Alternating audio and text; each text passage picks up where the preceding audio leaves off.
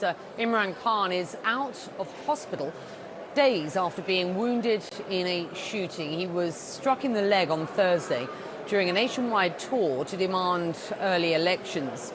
Well, Khan is now calling for an independent inquiry into the apparent assassination attempt, and he again claimed, without providing evidence, that Pakistan's current Prime Minister was one of several officials behind the attack, which also left one person dead and 11 wounded. Well, Khan says he will resume his march towards Islamabad later this week.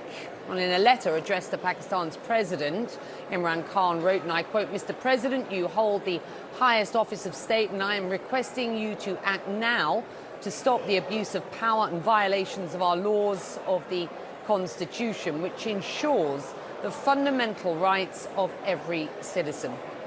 Well, Imran Khan joins me now live from Lahore in Pakistan, and thank you for doing this interview, sir. Let's start by simply asking you how you are. Well, Becky, they took out 3 bullets from my right leg. The left had some shrapnel, which they've left inside. My bone has been damaged, so my leg is in a cast, and maybe it will take me 4 to 6 weeks to resume my normal activity. Well, you've accused Pakistan's current Prime Minister, the Interior Minister, and a senior intelligence official for the attack on your life. These are serious allegations. What's your evidence, sir? Well, Becky, about 2 months ago, this plot was conceived. I went on in public. On 24th of September, I actually announced about this plot. And let me just give you the background. How do I know that what I'm saying and what evidence I have? It started off when I was deposed from government. From then onwards, what was expected was that our party would just fall apart.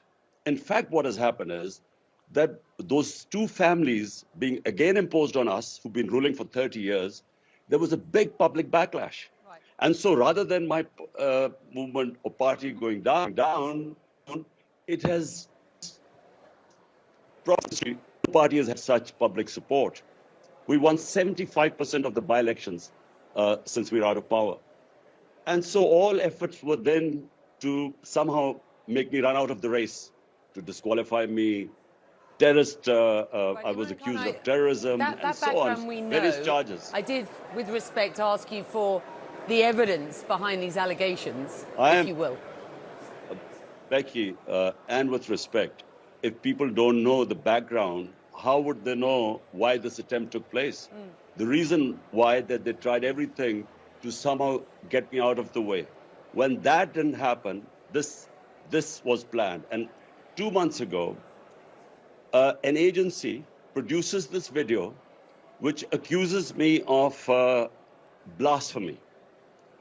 Then this journalist, Waqar Sethi, who's linked with these agencies, comes up with this another video saying how I had offended the religious sentiments of the people.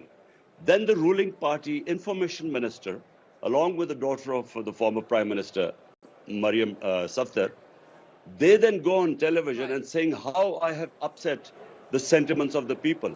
It's then that I went on air and said this is a planned thing, because if they assassinated me, the evidence would go on the government. So they made it out that it was a religious fanatic who's going to, who would kill me, and then put it. Let me put this to you. Put my assassination right. What? Imran Khan, your allegations have been aggressively refuted. I have to put this to you. Pakistan's Prime Minister Shehbaz Sharif has condemned the attack on your life, wishing you a speedy recovery on his Twitter. The Interior Minister has rejected your accusations, saying, and I quote, Imran Khan has blamed me, the Prime Minister, and a senior officer. This is such a grievous statement. It happened in the province where Imran Khan's party is in government. And the military has also issued a statement saying, in part, quote, the baseless and irresponsible allegations by Chairman PTI against the institution, and particularly a senior army officer, are absolutely unacceptable and uncalled for. Pakistan's army prides itself for being an extremely professional and well-disciplined organisation with a robust and highly effective internal accountability system applicable across the board for unlawful acts, if any, committed by uniformed personnel. Pakistan's Ministry of Information released a video, Imran Khan, that CNN cannot verify, of a confession from an unnamed man who it claims carried out the attack. And in that video, the man said he wanted to kill you because you were misleading the people. Is it not conceivable that the perpetrator was acting alone against you and your party's policies? First of all, there were two shooters. Definitely, maybe another one. There was this guy who fired the first volley, and I fell, and other people fell because it hit our legs. We were saved because one of the people in the crowd put his gun down, otherwise we would have been dead. Then there was another volley came in because we were falling. This volley came over our heads. Look, it was a planned assassination attempt, and we knew about it. I went on air beforehand. I warned them that this is what would happen. They would blame it on some religious fanatic. And why, after the attack, the things that have happened, the cover-up that is going on. So that's why I have called for an independent investigation. These three people were responsible. If an independent or proper investigation is to be done, with them on top, it can never happen because the investigating agencies are below them.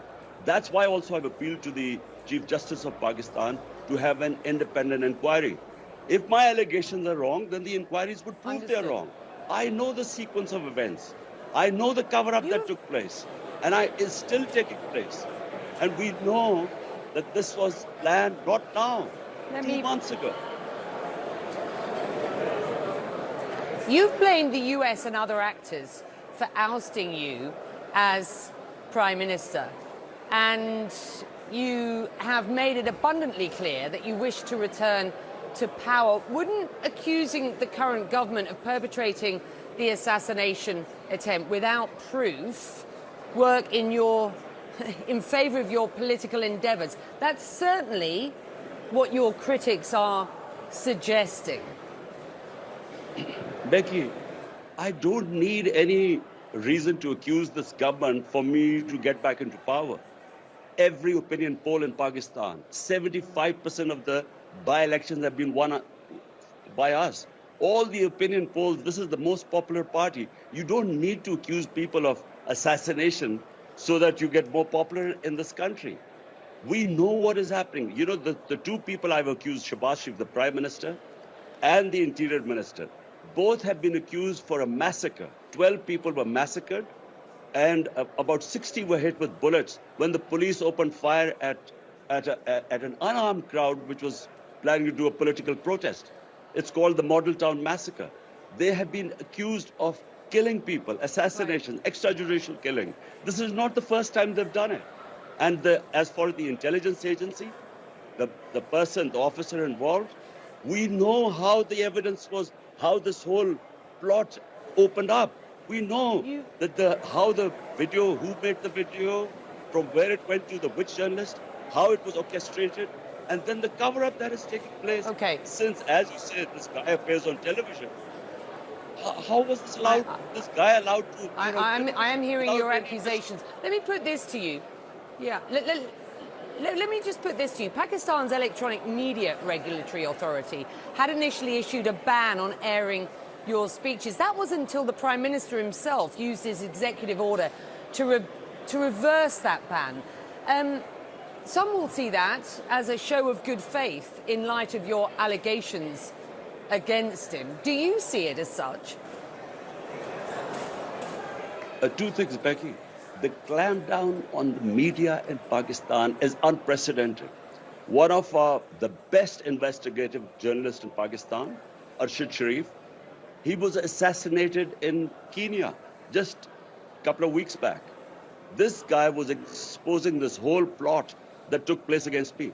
That he was hounded out of Pakistan. He ended up going to Dubai. From there, he went to Kenya, where he was killed. Two of my closest aides. One was my chief of staff, one was a senator, Azam Swati. Both were stripped naked, tortured. Both blamed the senior intelligence officer who was responsible for the torture. So look, the clampdown that has taken place on media is unprecedented in Pakistan.